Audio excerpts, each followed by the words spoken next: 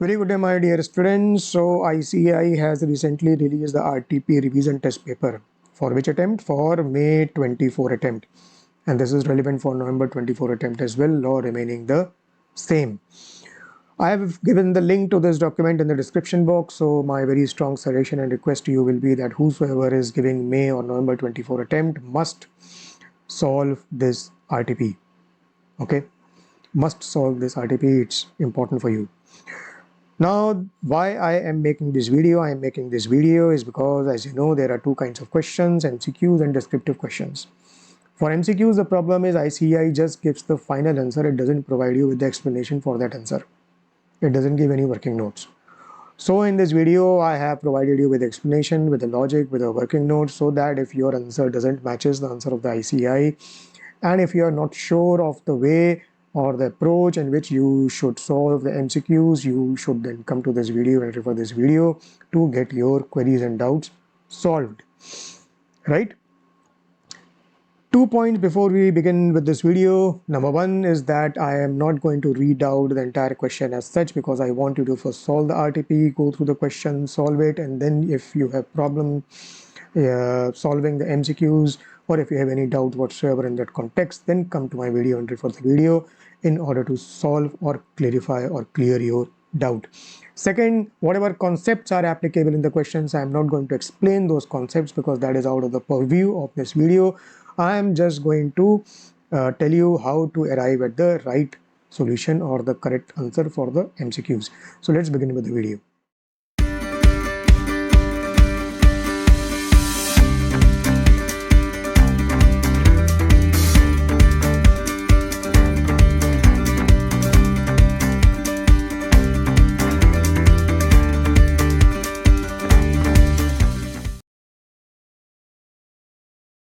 So let's begin with the income tax law, and we will first look at the case scenario.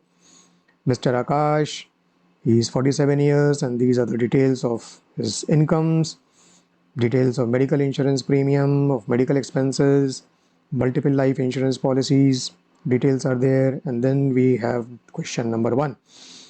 Which are the life insurance policies in respect of which Mr. Akash would be eligible for exemption under section 1010D in respect of maturity proceeds? Choose the option most beneficial to Mr. Akash, and the answer is basically policies X, Y, and Z. And let's see how come this answer has been arrived at.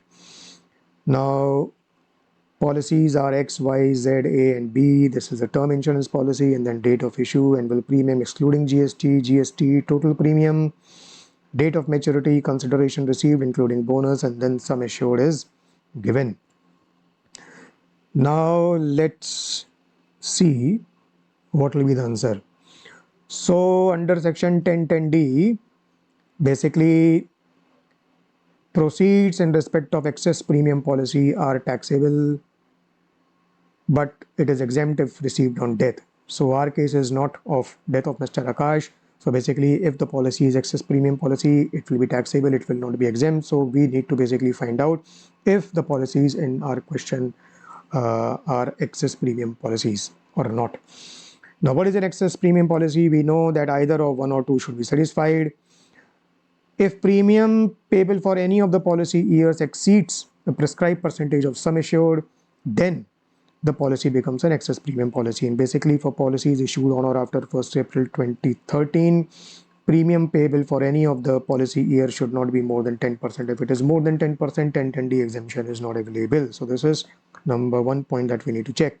Number 2 point that we need to check is condition number 2, which is we need to check if the policy has been issued on or after 1st April 2023. If yes, then we need to check whether premium payable for any of the policy year is more than 5 lakh. If yes, then the policy is not exempt. Under 1010D, it becomes an excess premium policy. Now in our question, we have multiple policies. So in case of multiple policies, it is mentioned that if the premium is payable for more than one policy issued on or after 1st April 2023, then exemption is available in respect of which policies? Only in respect of those policies where the aggregate amount of premium does not exceed that threshold of 5 lakh in any of the policy years.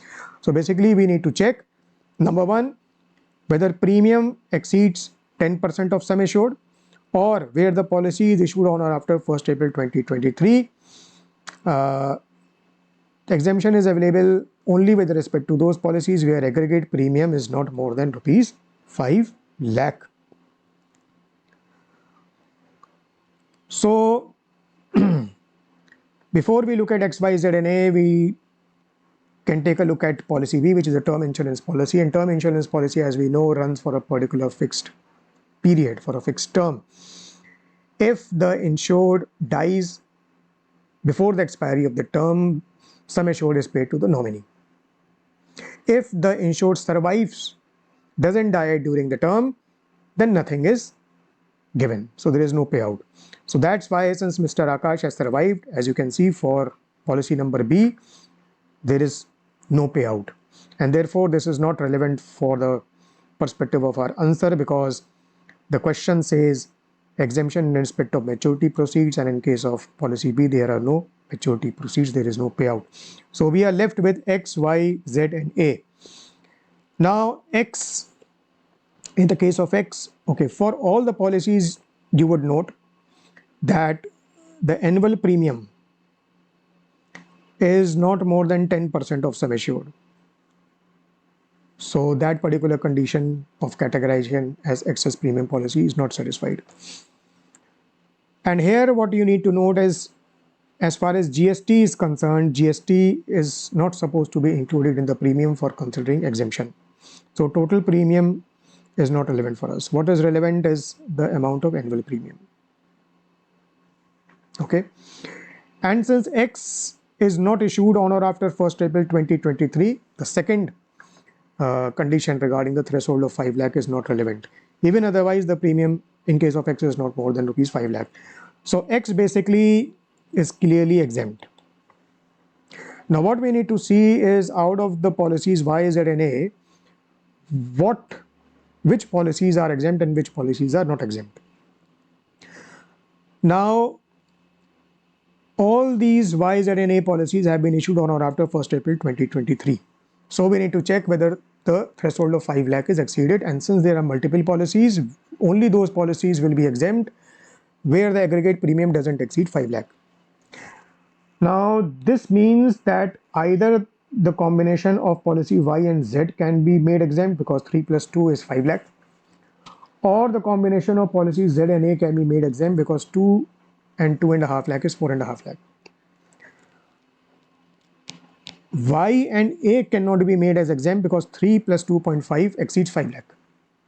So either it can be X, Y and Z, or it can be X, Z and A.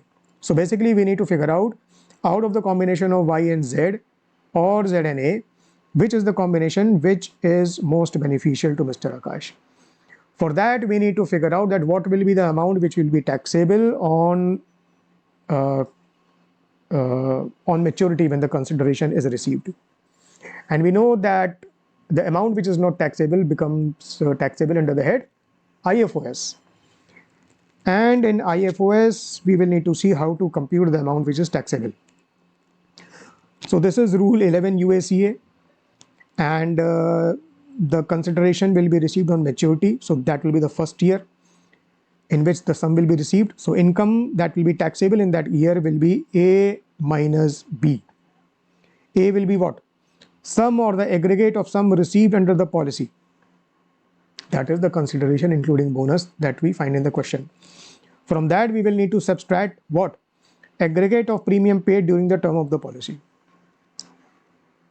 So all the premium that has been paid during the term, that will need to be subtracted. But this aggregate will not include any sum which has been claimed as deduction under any other provision.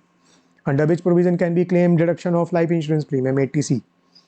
So whatever ATC deduction is claimed, it will be reduced from that aggregate, and then the aggregate will be reduced from the sum received under the policy, and that will give us the amount taxable under IFOS. So we will need to find out what will be the amount taxable under the combinations of policy YZ and ZA.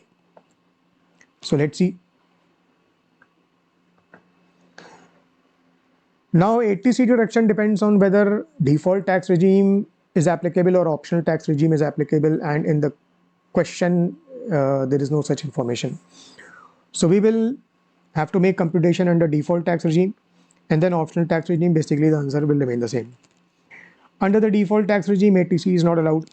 So what we need to do is simply we need to find out the sum received under the policy. As per the question, it is 36 lakh, 28 lakh, 30 lakh. Policies Y, Z and A. From that, we need to reduce what? Aggregate of premium paid during the term of the policy. Now, what is the term of the policy? Term of the policy is basically 9 years. Term of the policy is 9 years and this is the annual premium. So we need to multiply this by 9.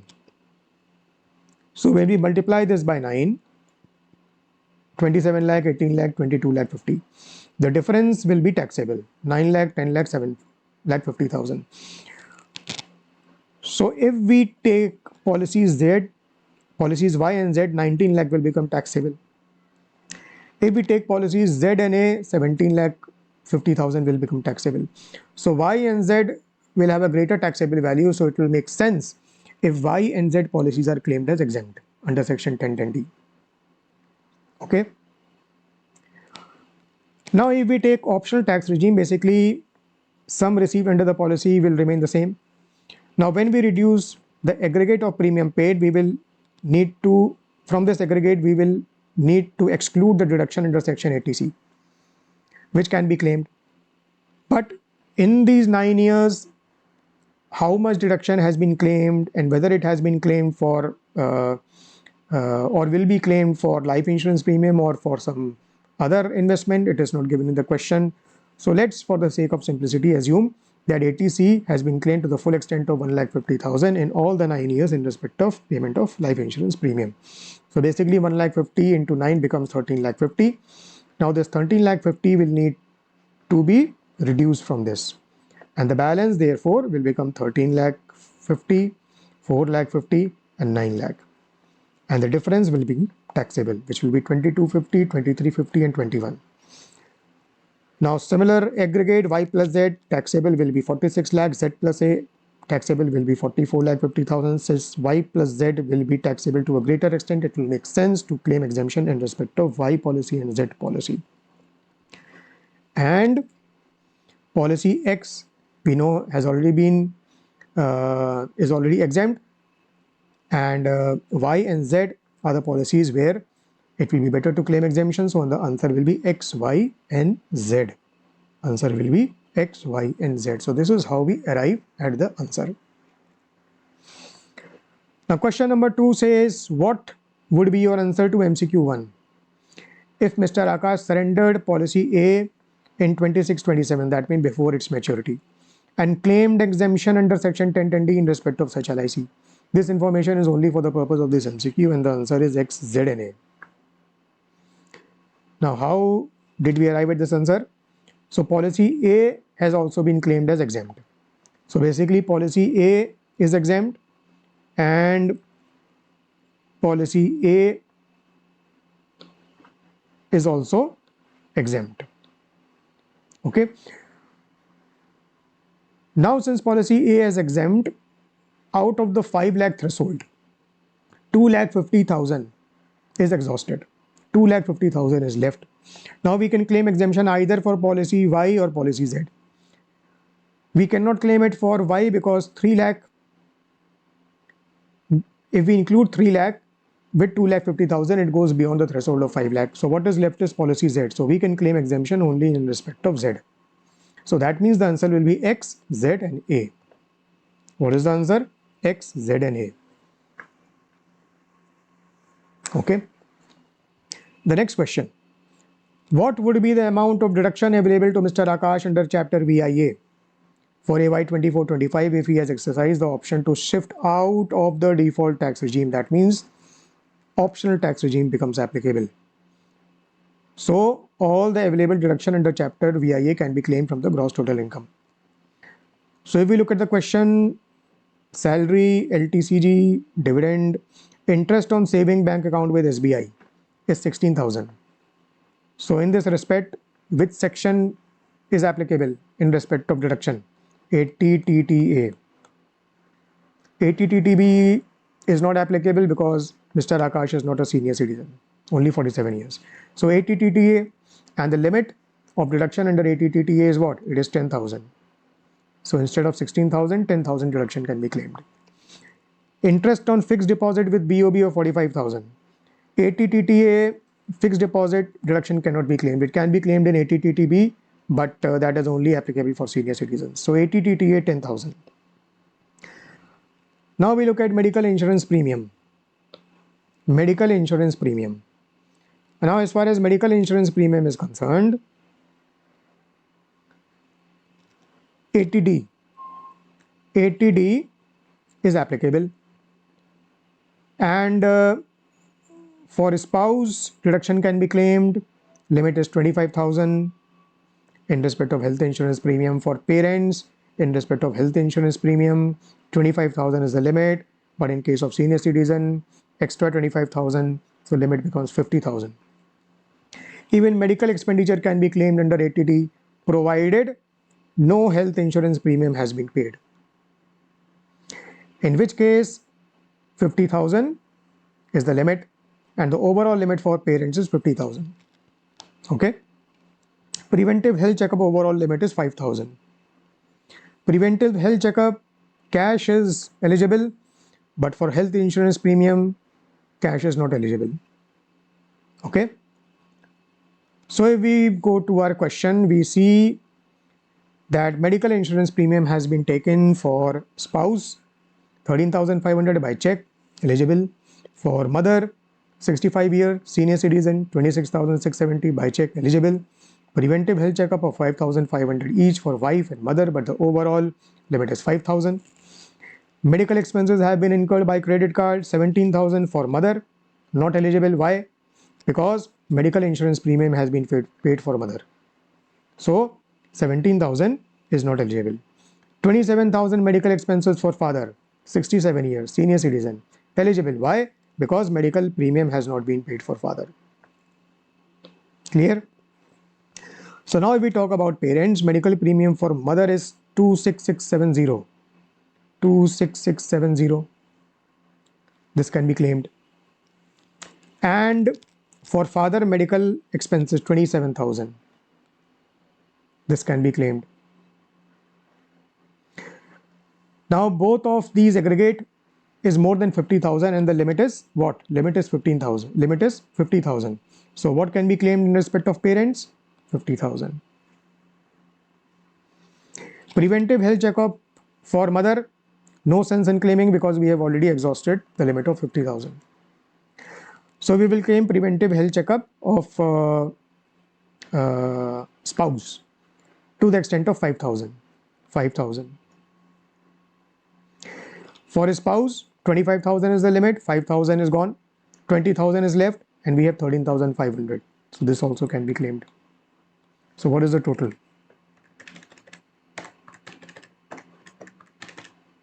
68,500 under ATD. Okay. Life insurance policies, premium has been paid, section 80C. How much can be claimed? 1,50,000. So total of 80C, ATD and ATTTA will come to 2,28,500, which will be the answer. Clear? Question number 4. What is Mr. Akash's tax liability for AY 24-25 under the default tax regime under section 115 BSC? 115 BSC means that ATC, ATD and ATTTA cannot be claimed. So we need to aggregate the items of income. Salary, LTCG. This LTCG is under which section? It is under 112A because listed equity shares and STT paid.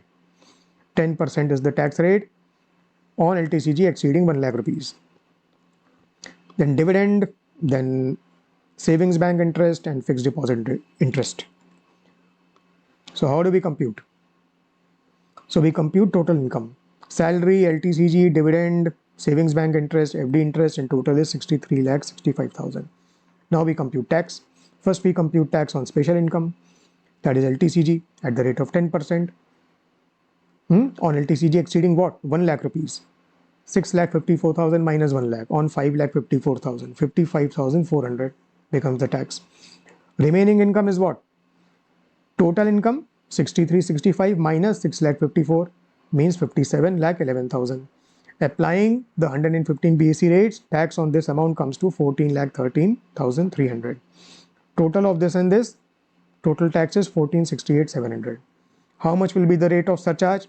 It will be 10%. Why? Because total income is more than 50 lakh and up to 1 crore. So tax plus surcharge, and on that amount we apply 4% HEC. So this comes 1680,193. Now this needs to be rounded off to rupees 10. So it becomes 1680,190. 1680,190. And question number 5 is Mr. Akash tax liability if he has exercised the option to shift out of the default tax regime, means optional tax regime becomes applicable, meaning 80TTA, 80D and 80C will need to be given. So we pick up the total income which we computed above 63,65,000 and we reduce the chapter VIA deduction that we computed in the earlier MCQ. 228,500. So the balance total income comes to 61,36,500. Same way we compute tax. Tax under 112 at the rate of 10% on 5,54,000. This is the tax. On the remaining income of 54,82,500 at the regular rates of tax, which is 14,57,250. Total this, it comes to 15,12,650. Apply 10% SC and non-tax plus SC apply 4% HEC. This comes as the amount. We round it off to rupees 10 and it comes to 1730,470. 1730,470 is the answer. Okay, let's look at question number 6.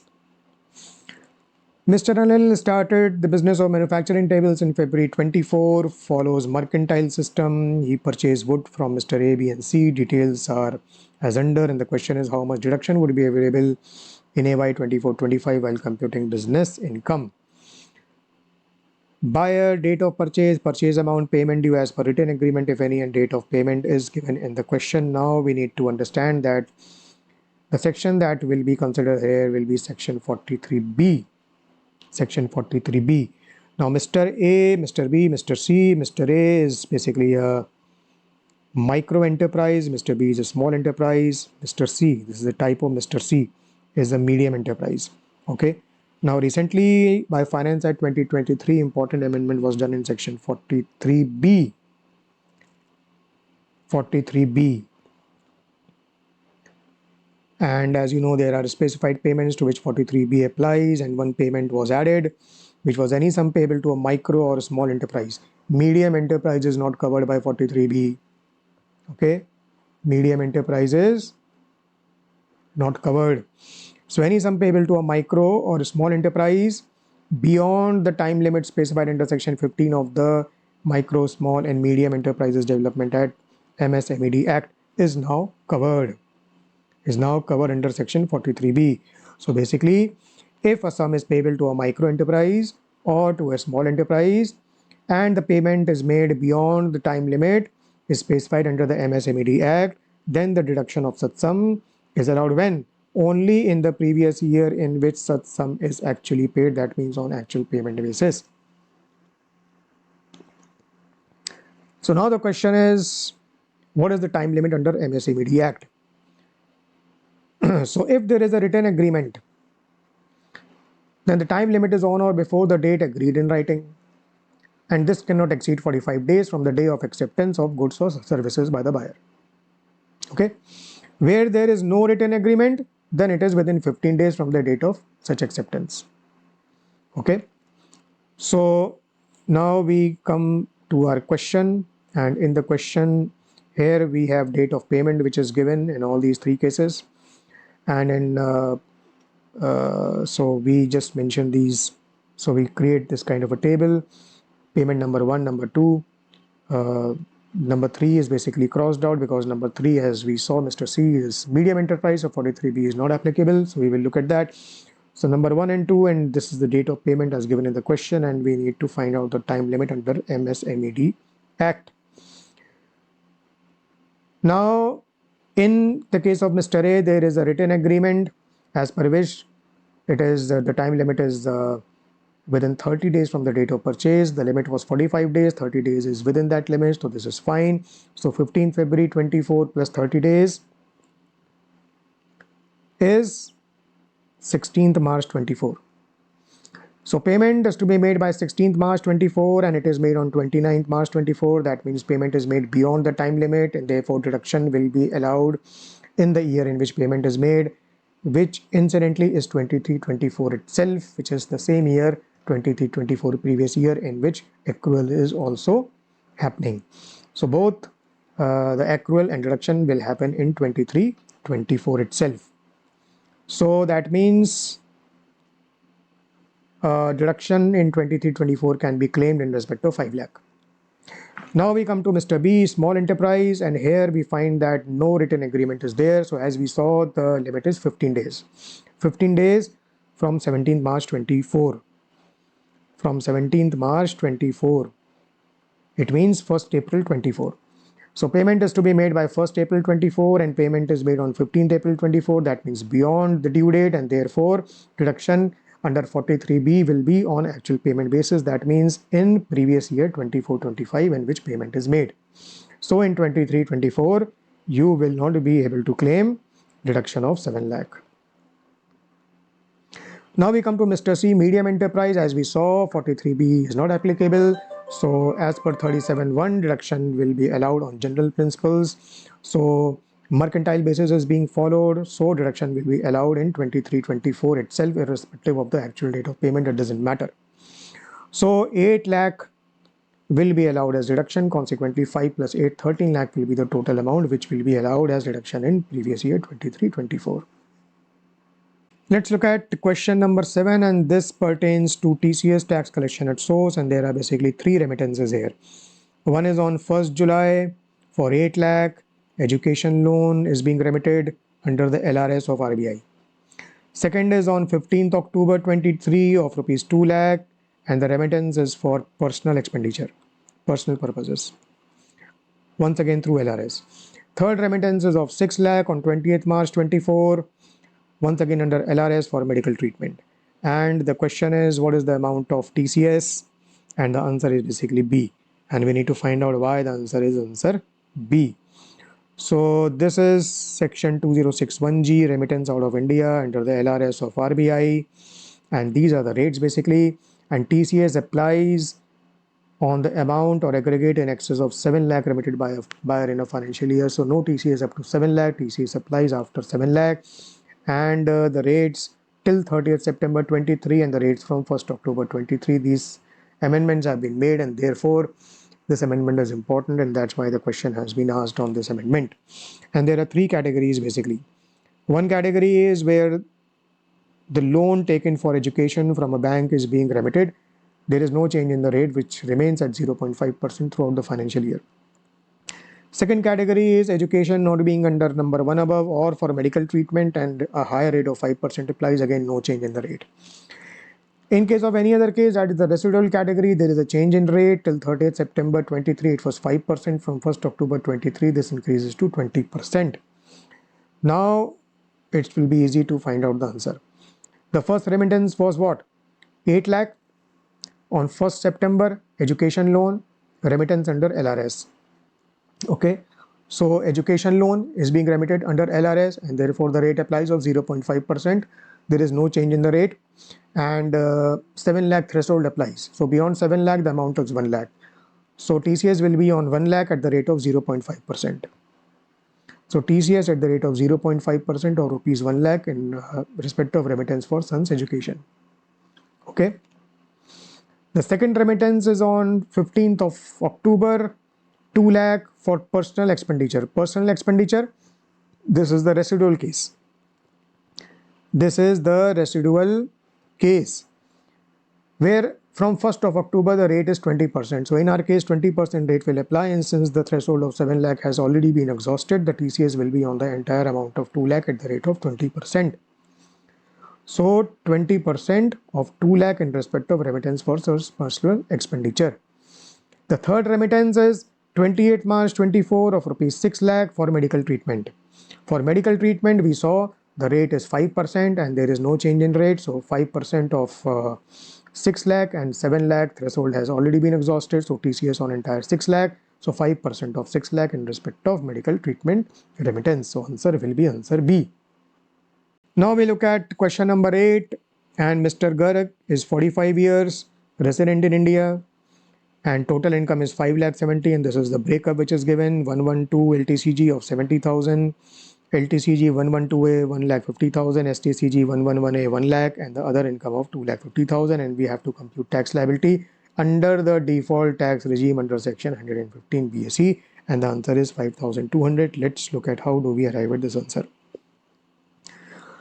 So we have LTCG, STCG, LTCG 112, 111A and 112A, and we have got the other income of 2,50,000. Now the basic exemption limit under 115 BSE is what? It is 3 lakh rupees.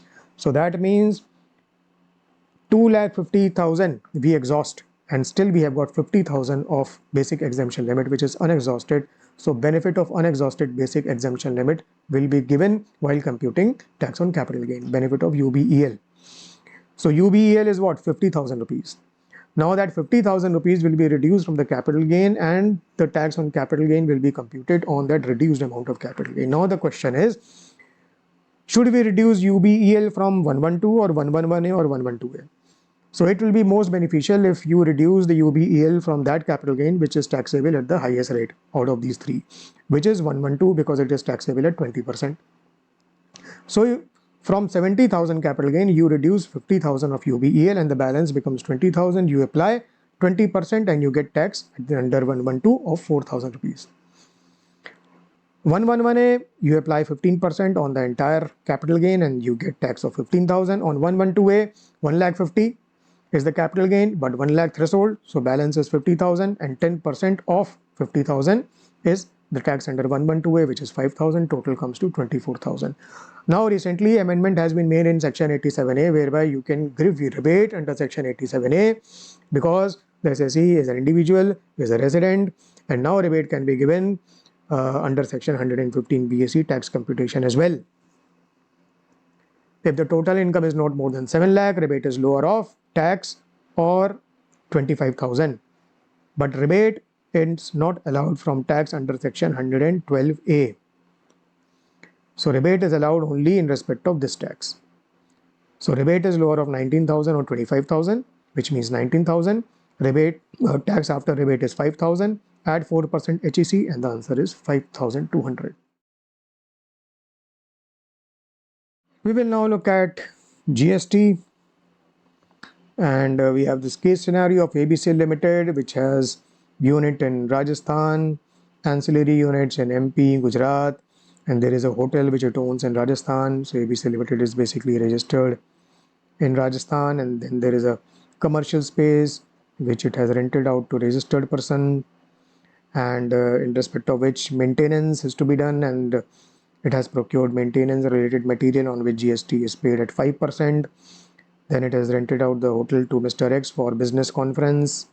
Mr. X is an unregistered person from Maharashtra. Then ABC Limited has supplied a machinery in the month of June. Details are given.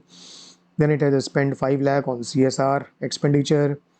And then the GST officer has asked it to submit audited financial statements. And he says that ABC Limited is required to get his accounts audited by a CA separately under GST law. Okay.